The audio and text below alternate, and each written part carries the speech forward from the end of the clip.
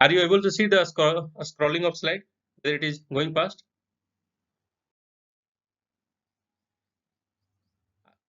Anyone respond? Do you see what just I'm trying to scroll this slide? Okay. These things I had already covered, so I will go to that example itself. So example is very much essential. Theory are similar to what we had already covered. So example we need to cover. So I was talking about to calculate marginal and conditional PDF of Gaussian vector. So Gaussian vector, generally if you are talking about Gaussian process, and then here there, in order to discuss Gaussian process, always you have to take a Gaussian vector of fixed dimension, n dimension, Gaussian vector of 2 dimension, 3 dimension, 4 dimension, those kind of things. So how we can find marginal and conditional, those things. So I will discuss in detail. Now tell me whether now slide, well, now I came to slide number 5. Is it visible or not? Everyone is able to see slide number 5? Yes, sir. Okay, fine. So I was talking about how to calculate marginal PDF and conditional PDF of a Gaussian vector. That means I told that we are having a vector where each component of that vector is Gaussian distribution, Gaussian random variable, Gaussian or normal, another name. So all x1, x2, x3, all these are Gaussian in nature. So all would be Gaussian here. Xi happens to be Gaussian random variable or normal random variable. In short, I would like to write here. I would like to write here NRV, normal random variable.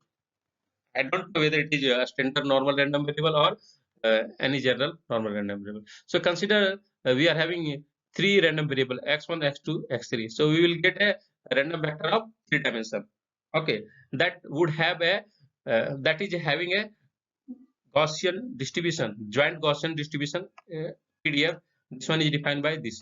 This is the joint distribution of these Gaussian random variables.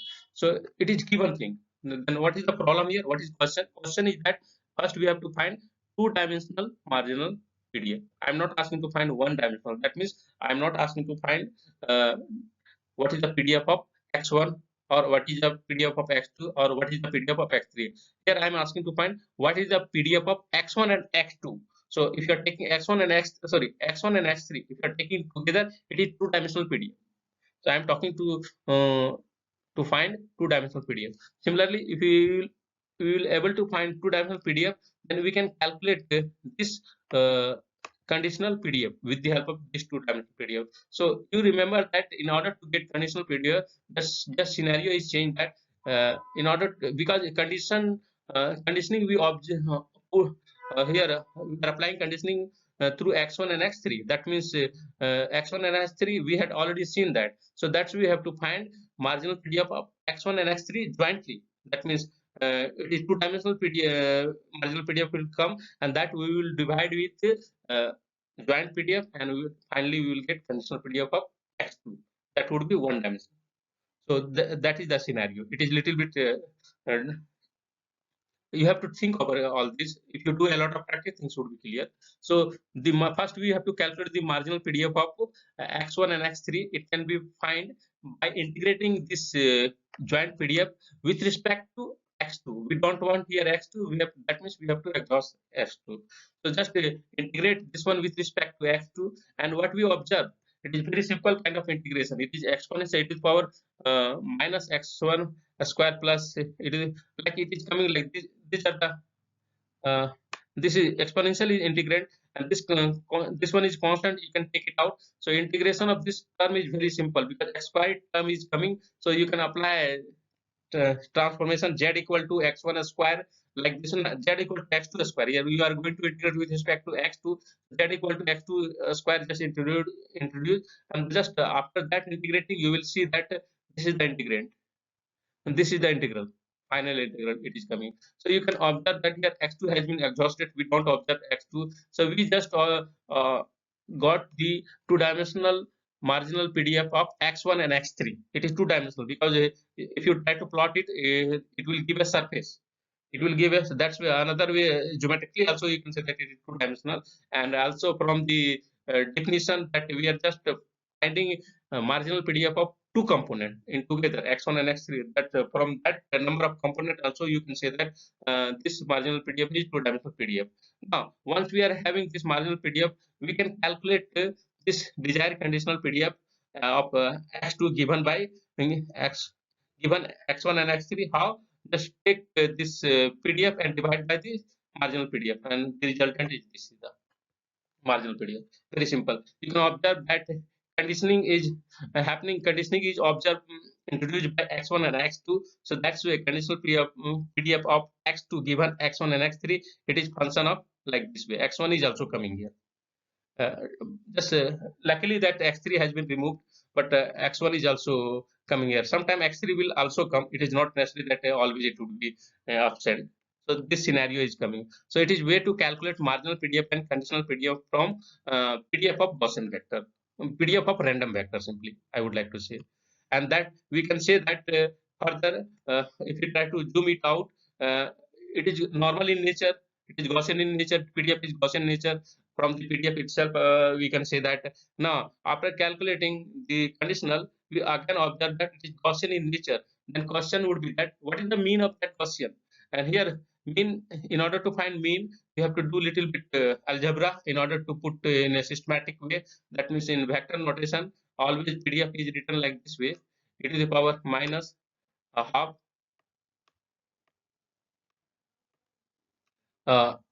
x. Yeah, vector is this one is the vector x minus mu. Mu is also mean vector. Yeah, mean vector would come.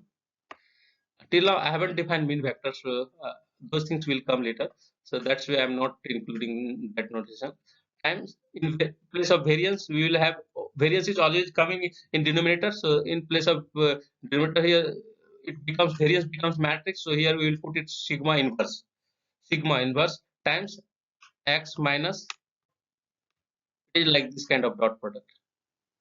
It's very special kind of dot product, and x minus mu dot product of. So this one is one vector, n-dimensional vector. If random vector happens to be n-dimensional, then the mean would be also n-dimensional. So this is the PDF of Gaussian vector, n-dimensional Gaussian vector. I will give that representation, but just right now focus it here. So if you try to observe this PDF, it is one dimensional. This conditional PDF is one dimensional. And what is the mean? Mean is given by x1 by square root of 2. This is the mean. This is the mean of this conditional PDF. And what is the variance? Variance is 1 by 2. Easily you can observe that variance would be 1 by 2. So all these things are here. You can observe that how to calculate marginal and conditional from joint PDF of random vector. So another question is coming, that very interesting kind of question here. Here question is reverse. We will not have joint PDF. We will have somehow, due to the question, we will have idea of conditional PDF and marginal PDF, and from there we can calculate joint PDF. So it is just reverse of last question. Both question I have taken. So here question is that x1 be uniform in the unit interval 0 1, and x2 is also uniform in the interval 0 to x1, and x3 is uniform in the interval 0 to x2. So from the definition, the construction of x1, x2, x3, you can easily see that x2 is highly dependent on x1, x3 is highly dependent on x2. So in sense, we can say that x3 is dependent on x2 and x1. So there is no independency between x1, x2, and x3. All are dependent on each other. X2 is, through construction, X2 depends upon X1, X3 depends upon X1, X1 and X2 both. So through construction, you can observe that. So that domain is very much influence.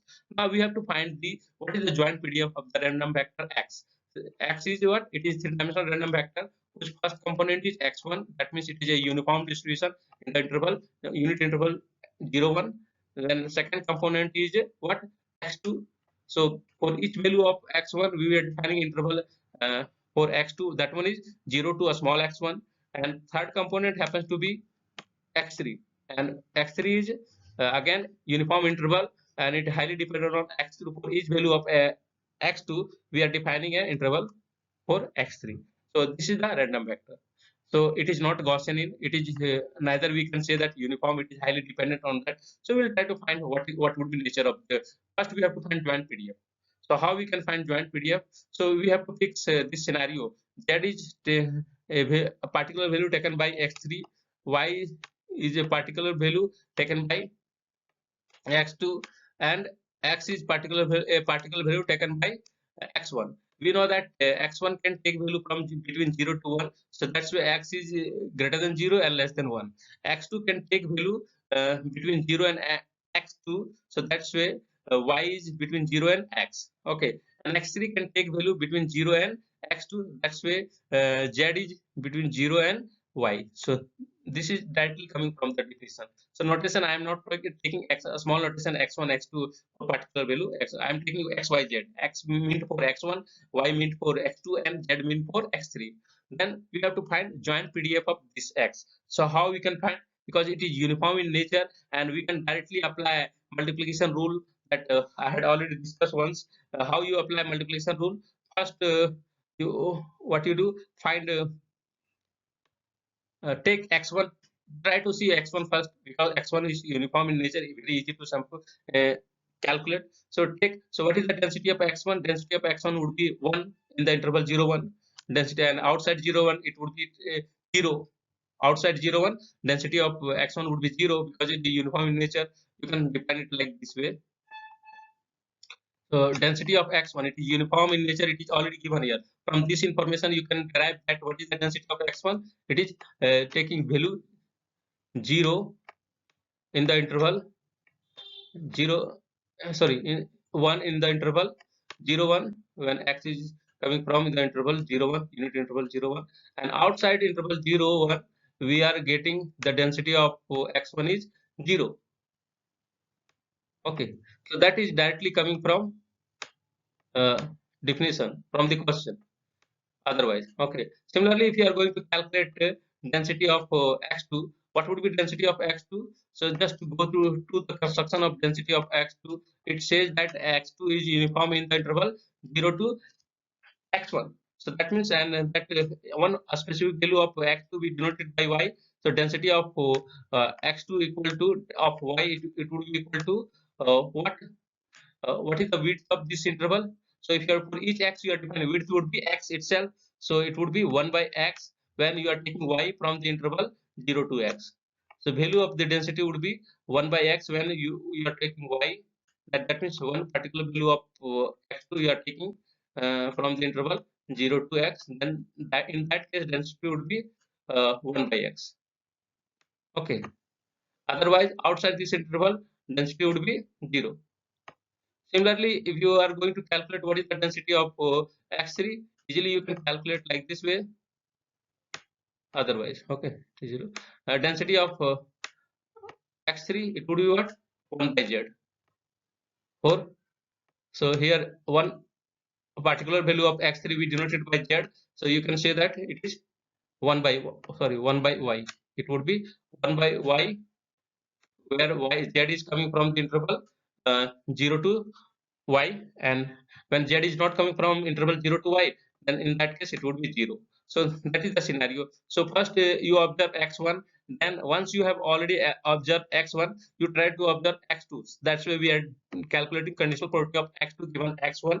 And then once you have already observed x1 and x2, after that you try to observe x3. So conditional probability of x3 given x1 and x2. So it is just for just a better look, we have taken like this way. Otherwise I should write this probability first, then this, and then this. But just for better perspective I have written like this way, x3. So what is the density of x3? Once you have already seen uh, density of x1 is 1, density of x2 is what? 1 by x, when you have already seen, actually this one is the conditional density. Conditional density of x2 when x1 you have already seen that, and this is the conditional density of x3 when you have already seen x1 and x2. So all these are conditional density, easily you can calculate. And from all these you can calculate joint density of the random vector, three-dimensional random vector. This random vector you can calculate. So this is the joint density of this random vector, and that one, if is after simplification, you will come to see that it is 1 by xy. 1 by xy. So here joint density was not given, but the underlying density were uniform in nature, so it is very easy to calculate density for uniform random variable. Now what we have to do, we have to find marginal PDF of X3. So next question, in order to find marginal PDF of X3, so what we observe that joint PDF of X2 and X3 is non-zero over the interval, this interval, Z is less than Y, or Z must be greater than 0. Outside, when Z is less than 0, then that would be meaningless. We don't have to talk. So we have to, in order to calculate joint PDF of X2 and X3, we have to integrate with respect to it is often. So just we okay. Uh, so we, if we are willing to calculate joint PDF, this question, okay, question, joint PDF of X we have already calculated. So another question, this question I haven't written. We are going to calculate the marginal PDF of X2 and X3. So what do we have to do? We have to exhaust X. So that's why we need to integrate with respect to X. After integration, what we are getting? This is the joint PDF of X2 and X3. That means marginal PDF of X2 and X3. You can say that X1 has been exhausted after integration. Okay. And what is the limit of X? You have to decide it from where to where you have to go. It have to go from Y to 1. It is here you can observe that here X is non-zero between Y to 1, and before that it is 0, so meaningless to talk about. So that's way it is coming like this way. What you have to find next, you have to directly you can't find marginal PDF of X3. In order to get marginal PDF of X3, you have to find first and two-dimensional marginal PDF of X2 and X3, and from here just exhaust X3 X2 as well. So that means integrate with respect to X2, and after integration what you will get, this is the marginal PDF of X3. You can take notation X3, or you can take notation Z is actually X3. Z is X3, Y is equal to X2. So like that notation, and X1 equal to X. So that notation. So this is the marginal PDF of X3. So this is the process to calculate marginal PDF, and this is the process to calculate a joint PDF. So first calculate joint PDF, then you can calculate marginal PDF, and based on problem you can easily calculate what is the conditional PDF. Some situation would be given there. Next term is coming when you are having a joint uh, density or joint distribution for a random factor. We are talking random factor, that means jointly you are talking about many random variables. There are many components, so it is very much essential to discuss about independency. So what is the independency we have to discuss? So in independency, first we will discuss about with respect to CDF. Why? Because for a random factor there may be mixed kind of nature. Some may be discrete, some may be continuous. So general definition of independency is defined in term of CDF. Then we will go to define in term of PDF. Depends upon if you come to know what kind of nature the random vector component are having.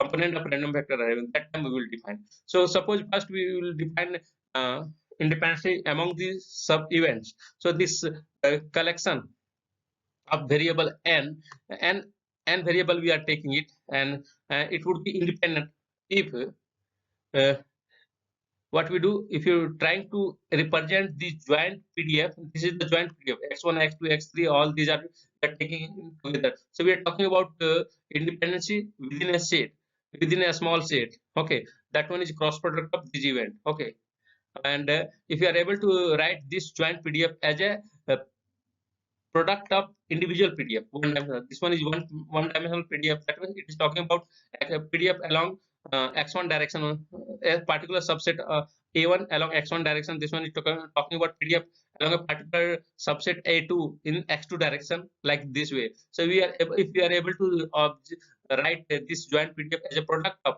individual one dimensional PDF, then we can say that these events are independent to each other. So this is the definition of independency of event. But more general, we will need that if you are taking you are having a in random process, generally we are dealing with a sequence of random variable. So what you do, always from that sequence take always a sub collection. So one sub collection or collection you have taken with n random variable, and those we do for what it form, those n random variable will always form a random vector. If you try to study those random variable in together, then always those are forming a random vector of size and dimension. So its size will depends upon your choice, what kind of size you want to take it. Okay, so we'll say that x1, x2, x3, all these are jointly independent if the corresponding CDF we can write as a product of one dimensional CDF, the CDF of x1, CDF of x2, like this way. If you are able to write like this way, then irrespective of nature of the random variable, that means component of that random vector, we can always say that it is independent. If we are just we don't know nature of the random variable in the component of random vector, then we always define independency through this way. That means joint PDF happens to be product of individual PDF or individual one-dimensional PDF. Then we can say that xi happens to be independent to each other. Okay, so that is the definition, a general definition. But suppose someone is having given information that suppose your event is dealing with tossing a coin, or your event is dealing with some kind of random, some kind of counting kind of approach. Then in that case, we can say that those events, those random vector would be independent, provided the joint probability mass function is just a product of individual one-dimensional probability mass function. So this is the scenario when xi happens to be discrete in nature. Another situation is coming that suppose each xi happens to be Gaussian. Gaussian happens to be continuous random variable, or suppose each xi happens to be uniform random variable. In that case, we can express independency in terms of this PDF. Where joint PDF can be written as a product of individual one-dimensional PDF. Individual one-dimensional PDF. So here, these are the specific definition of independency of a random vector. When the identity of random variable is revealed, that means you know whether it is continuous or discrete. That time you can go for this one. If it is not clear, then always go for this CDF approach. So this is the scenario of independence. So once we are having independence approach, so here I will take one example. I will take a sample of noisy signal. So I had already given an idea that whenever we are talking about noise, so what is happening that always we treat as a Gaussian, because total noise always happens to be Gaussian in nature thanks to central limit theorem that I will discuss. That will come later. So suppose we are taking n sample x1, x2, xn. So sampling process is a little bit different here. X1 is talking about it is related with random variable with first trial. X2 is talking about it is random variable associated with second trial. So second and nth xn, it is talking about nth trials, random variable associated with nth trial. So whatever possible outcome coming in nth trial, that would be here in xn. So these are so a sample can be written as n number of copies of the same distribution. Okay, that distribution is unknown to you. Okay, the n samples x1, x2 of noisy signal, it will have a joint PDF. So joint PDF, suppose it is given, and it is given by this joint PDF is Gaussian in nature, like this way. So can we say anything about this random vector, that this n-dimensional random vector? If you talk all these things together, then it becomes a vector. So can we talk about this one, whether these are independent or not? Because we know that these are noise signal, and that means these would be Gaussian in nature. From the PDF, we come to know these are Gaussian in nature. So can we say that these xi happens to be independent to each other?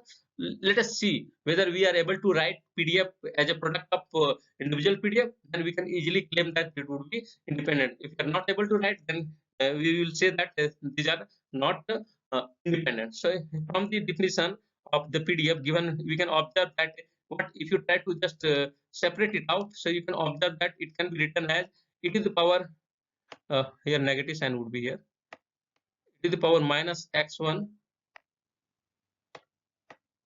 square by 2 divided by a square root of 2 pi. We can write it like this way. Just do, we know that the property of exponential function. And next would be component e to the power minus x2 square by, just break up this exponential, expand this exponential with respect to all these arguments, and then it would be into divided by a square root of 2 pi. Likewise, we can write this term as a product of n number of exponential function. Last component would be e to the power minus xn. It is very easy to see. Xn squared by 2 divided by 2 pi, square root of 2 pi. Okay, so you can observe here that this PDF, joint PDF, it is written in term of a product of individual one dimensional PDF. Individual, if this one is PDF of x1, this one is PDF of x2, this one is likewise, this one is PDF of xn. So from here we can claim that if we claim that this joint PDF is actually product of individual PDF. So we can say that x1, x2, x3, all these are what, independent to each other. So easily, so due to this Gaussian nature, we can say that these are independent nature. So it is one example of independency. Further, I will talk about function of random variable. So what is function of random variable? Function of n random variable, or simply you can say that function of n vector. So function of n vector, here it is playing very important role. That one motivation I will talk about too. The function of random vector or n random variable, both are similar. Either call it random vector or you can call it n random variable. Both are similar terms. So from math one, it might be clear to you, function of a vector or function of a several variable. So both are similar things. So random vector, or you can call it n variable and random variable, both are similar thing. So random vector looks more compact approach to define such thing, or you can say that n random variable, both are similar thing. Okay, and random variable. So when you are talking about n random variable, it is distributed in nature, so that's why we don't like to proceed with this one. Individuality things will come when, but when we are talking about random vector, then unification term is coming. So that's where this term look more compact. So function of random vector arise naturally in the experiment. For example, we can observe that x1, x2, x3 as a may correspond to uh, observations from n repetition of an experiment that generate a given random variable. That binomial you can get from n Bernoulli trial. In n Bernoulli trial, you can get a binomial random variable. Okay, there always also when you are going to discuss about the mean, what you have to do, you have to sum the this you can say that n sample size. If sample size is n, then you can observe a random factor of n dimension, and if you are willing to calculate sample mean, that would be function of this this random factor. That means you sum all these random variable and divide by n. So sample mean always happens to be function of random factor. Similarly, also you can say that sample variance also happens to be function of random factor. So these are the practical example, and also sometimes it may correspond to samples of a speech waveform, and we may be interested in some features from that random vector that random vector is coming. So what kind of feature you want, and feature will vary. So feature, every feature, it happens to be function of random variable. Later those we will call it latent variable kind of thing. So latent vector. So in understand latent vector, we are talking about what we are talking about transformation. So those things we will discuss. So one, just after this example, I will wind up today's class. Other things I will cover in next class. So here I am taking a single function of random vector, a single function. Then we will talk about multiple function of random vector, and also I will talk about one example. So let the transform random variable z be defined as a function of several random variable, or simply you can say that random vector x. How we define it? So it is what? It is a single. Uh, you can say that z is a single function of x. So z is equal to g of x. X is a random vector, or x, if it is a random vector, then it is having n components. So that means g of x equal to g of x1, x2 up to xn. So all components must be there.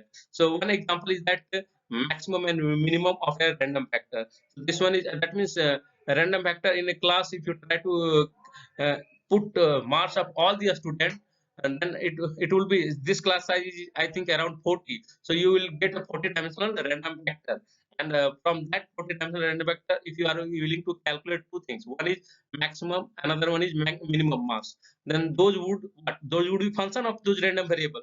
Definitely it would be function. So this what we have to find, this we have to find CDF,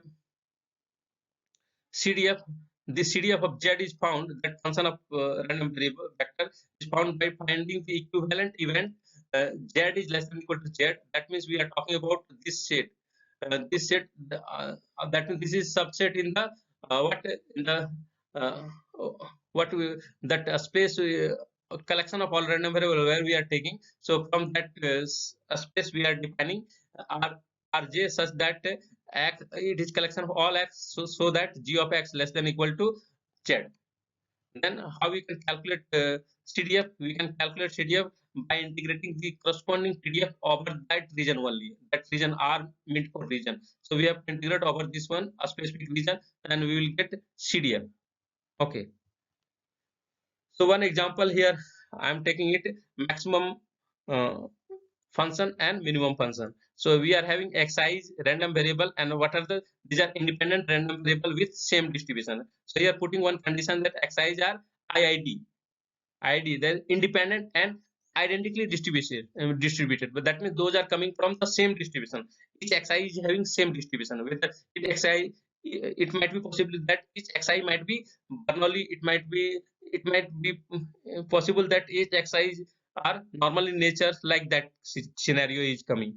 Okay, so we have to find what is the CDF of W, that means maximum function, and what is the CDF of Z, that means minimum function. Those we have to find. So it is very easy to find. We will see that it will be converted into joint PDF. How? So W is defined as, so how you find CDF? CDF is always defined in terms of probability, that up to is taking value W, and here W is defined as a random variable. It is defined maximum of xi, so x1, x2, x2, xn. So maximum, if maximum is less than or equal to W, it means that if maximum mark is 40, then every marks of the student would be less than or equal to 40. No one can cross 40, because 40 is the maximum mass. So that's why we can say that x1 would be less than or equal to W. Also x2 would be less than or equal to W. Likewise xn would be less than or equal to W. And we know that here we have taken condition that all are independent. So due to independent nature, we can write the corresponding PDF as a product of individual PDF. So these are the individual PDF. And what we observe is that another condition, we told that it is IID, that means independent and identically distributed. That means all are having the same distribution. So definitely all will have the same CDF. So suppose CDF of this one is x, so we are giving name f of x. Then x2 will also have the same CDF f of x. All are having f of x. That means you are multiplying f of x n times. So that's why you are getting f of x to the power n. Okay, so this is the CDF of maximum function. Similarly, if you are willing to calculate CDF of minimum function, it is directly not able to calculate. What you do, apply the tail property, probability of tail. Probability of tail always we, how we write, this is the probability of tail. Probability of tail is always written 1 minus probability z is taking value up to z. So from the area you can observe like this way.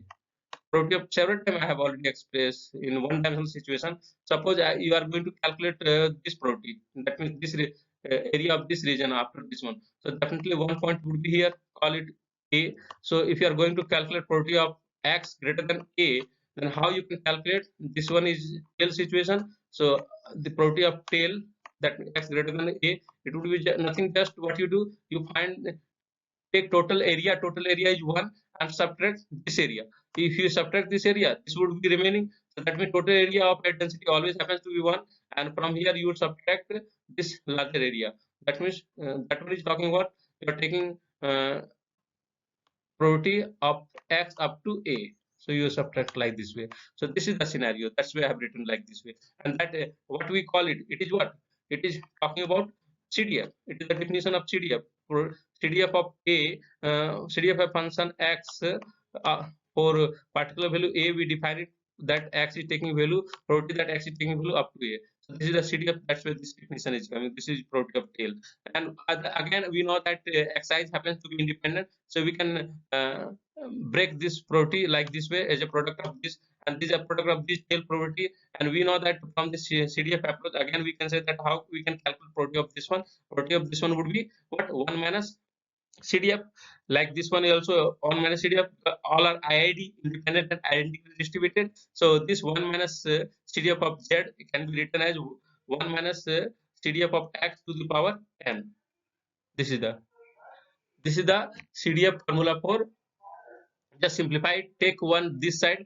So take FZ this side. So CDF of FZ would be 1 minus this term, 1 minus this term. Okay, that would be CDF of minimum mass or minimum function. It would be CDF. Other things we will discuss in next class regarding attendance. Go and mark your